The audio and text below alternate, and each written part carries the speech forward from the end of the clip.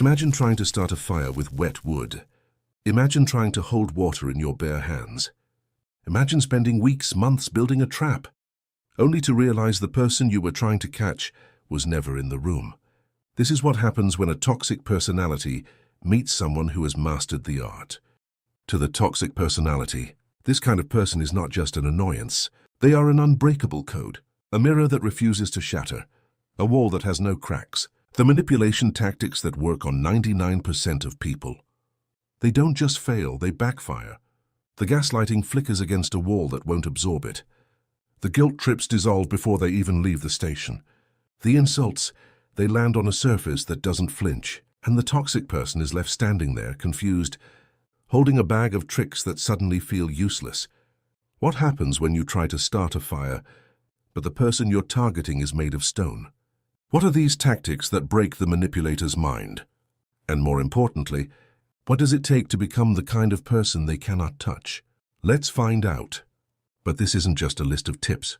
This is a deep dive into a philosophy of self-preservation, a look at what happens when you stop playing a game you never agreed to join. And the lone wolf? They don't even know they're winning. They're just living. Now, before we go any further, we need to be clear about something. What you're about to hear, the lone wolf does not call tactics. They don't wake up in the morning thinking, "Today I will employ an information blackout." They don't rehearse grey rocking in the mirror. They don't strategize their exits. This is not a game to them. It is simply how they are built. But here's the twist.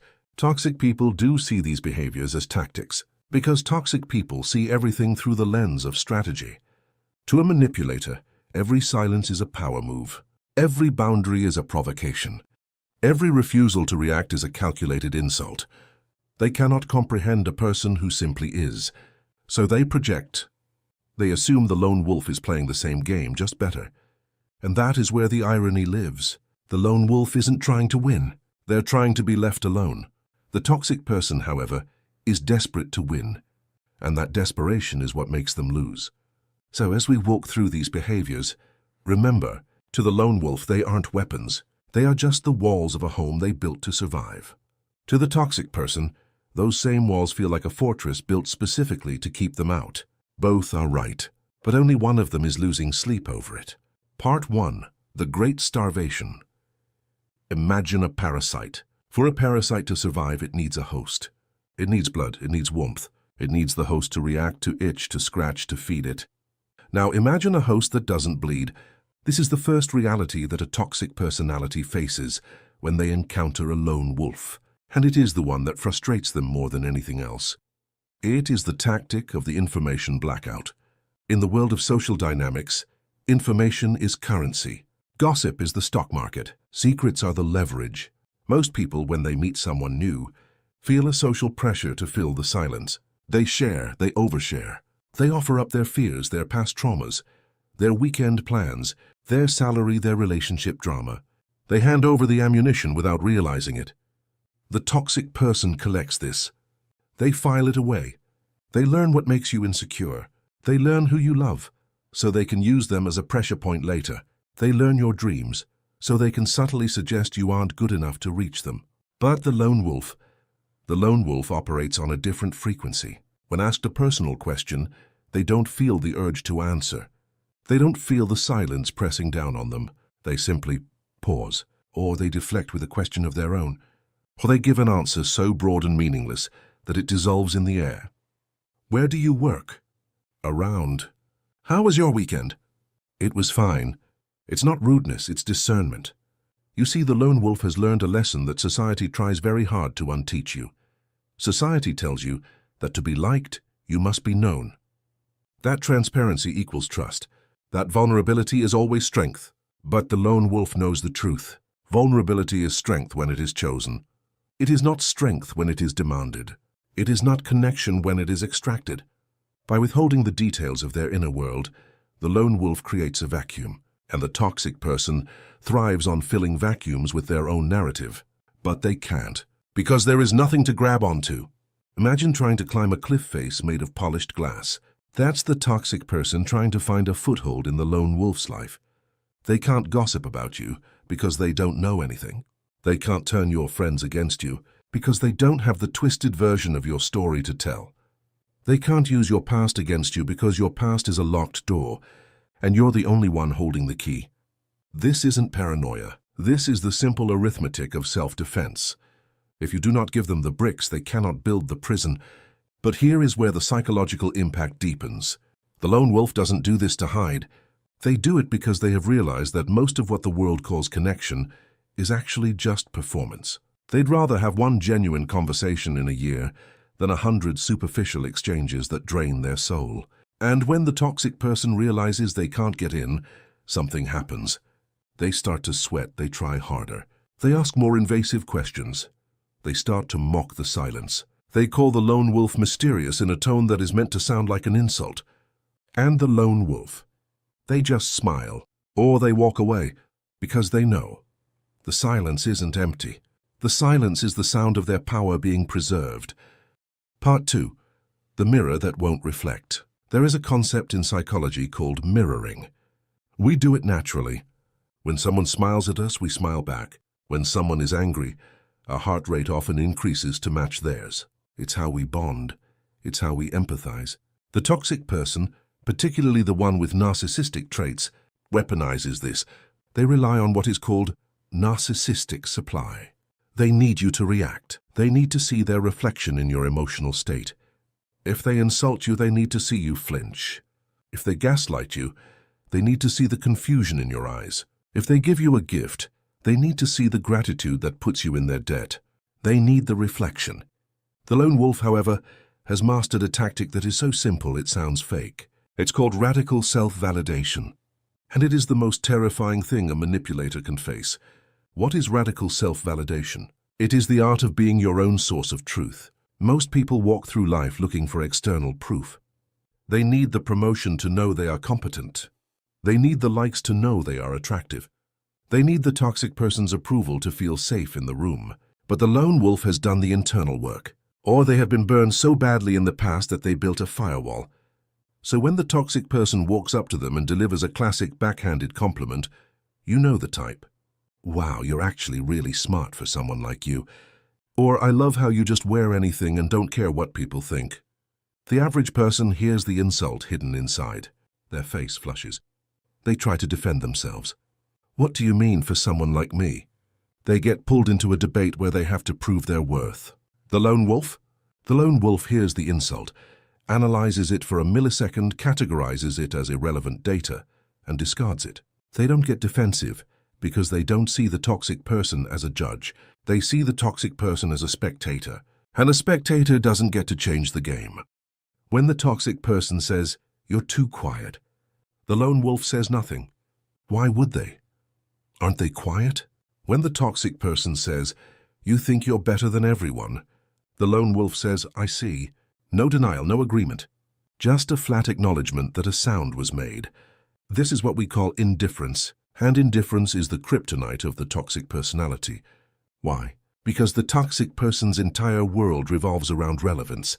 They need to be the cause of your emotional highs and lows. If they can't make you angry, if they can't make you cry, if they can't make you dance for their approval, then in their mind, you don't see them as real. And to a toxic person, being seen as irrelevant is worse than being hated. The philosophical weight here is heavy. What the lone wolf is practicing is a form of stoicism. They are separating what is within their control from what is outside of it. The insult is outside their control. The toxic person's opinion is outside their control. But how they receive it, that is the only thing that belongs to them. They refuse to let the toxic person be the author of their emotional reality. And there is a beauty in this. A lonely beauty, perhaps, because when you stop caring what people say about you, you realize how much energy you were wasting. You realize that most of your anxiety was just you agreeing to play a rigged game. The lone wolf didn't win by playing better. The lone wolf won by refusing to play at all. Part 3, the ungiftable debt. Let's talk about currency. In the toxic economy, there is a currency more valuable than money. It is obligation. This is the trap of the nice guy or the helpful friend who is actually a predator. They offer you a ride when you didn't ask. They buy you lunch when you were fine paying for yourself. They do you a favor that you never requested. On the surface, it looks like kindness, but beneath the surface, it is a loan. a loan with an interest rate so high it will cost you your freedom. They are building a ledger, and one day when they need you to lie for them, or cover for them, or tolerate their abuse, they will pull out that ledger. After all I did for you, they will say, I bought you that coffee. I drove you home that one time. You owe me. The toxic person views human interaction as a transaction. They give to take. Enter the lone wolf. The lone wolf has a constitutional inability to accept unearned favors. It's not pride, it's not being difficult. It is a deep instinctual knowledge that everything has a cost. When someone offers them something they didn't ask for, their alarm bells ring. If they accept that ride, now they are trapped in a car with that person. If they accept that unsolicited gift, now they are expected to attend the party. If they let the toxic person help them with a project, now the toxic person has a stake in the outcome. So the lone wolf does the unthinkable in a society obsessed with politeness. They say no thank you, and they mean it. They don't make excuses. They don't say, oh, I'm so busy. They don't justify. They just decline. And if the toxic person insists, the lone wolf holds the line. No, I've got it. What happens in the toxic person's mind at that moment is a short circuit. Their entire operating system is built on the assumption that people are desperate for help, that people want to be taken care of, that people are weak. They aren't prepared for someone who handles their own burdens. They aren't prepared for someone who doesn't want to be saved, because they aren't drowning. This is the violation of the social debt. The lone wolf refuses to go into debt. They keep their ledger clean. They owe no one. And here is the cruel irony for the toxic person. If they can't give you something, they can't take something from you. And if they can't take something from you, you are free. This is why toxic people often escalate when they meet a lone wolf. They try harder to give. They try to force help on them. They try to create a crisis just so they can be the hero. Because the lone wolf's independence is a challenge to their control. But the lone wolf, standing in the rain with their own umbrella, doesn't even see it as a challenge. They just see a wet person trying to take their umbrella, and they walk away dry. Part 4, The Art of the Exit. There is a phrase in psychological warfare. You cannot manipulate someone who isn't there. Think about the architecture of conflict. Every argument needs a stage. Every drama needs an audience. Every manipulation needs a participant who stays in the room to fight for their reputation, to explain themselves, to beg to be understood. The toxic person is a master of the stage. They know how to draw you into a scene. They know how to make you feel like if you walk away, you lose. They whisper, if you leave now, you're proving me right. They rely on your fear of being misunderstood. The lone wolf, however, has a superpower that looks like rudeness to the uninitiated. It is the power of selective presence, or as we like to call it, the ghost factor. The lone wolf has a high walk-away capacity. They are not anchored to the room by ego. They are not chained to the conversation by the need to win. They have a very simple internal threshold. Is this productive? Is this safe? Is this worth my time? If the answer is no, they do not hesitate. They leave. Let's look at the mechanics of this. When a toxic person starts to escalate, maybe they are raising their voice. Maybe they are employing circular arguments to confuse you. Maybe they are trying to bait you into losing your temper. The lone wolf doesn't engage. They don't try to reason with the unreasonable. They don't try to prove the facts to someone who doesn't care about facts. They simply say, I'm done with this conversation. And they exit. No emotional explosion, just absence. This is devastating to the toxic psyche. Why?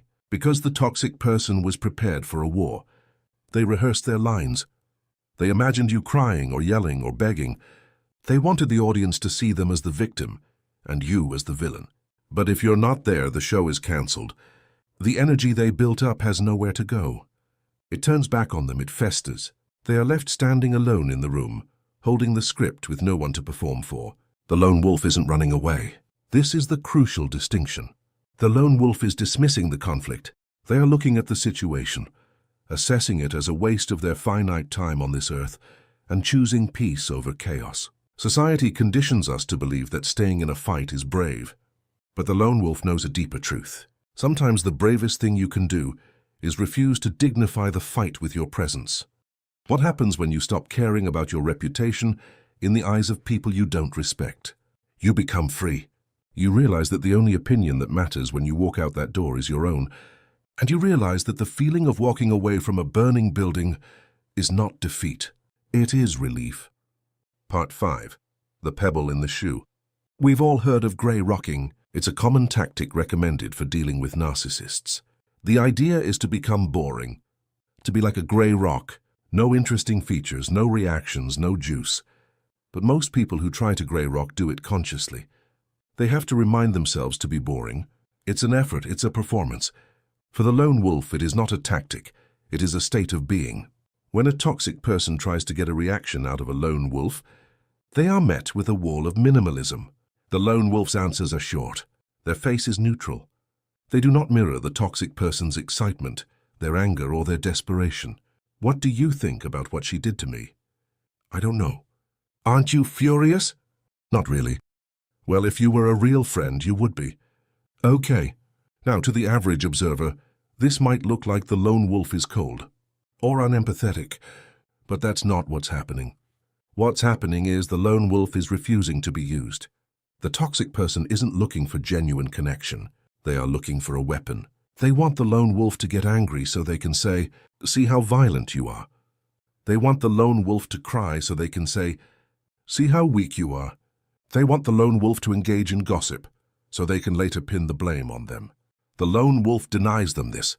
By being boring, by being non-reactive, they become a bad investment for the toxic person's time. The toxic person is an energy vampire, and the lone wolf is a room with no electricity. But let's go deeper.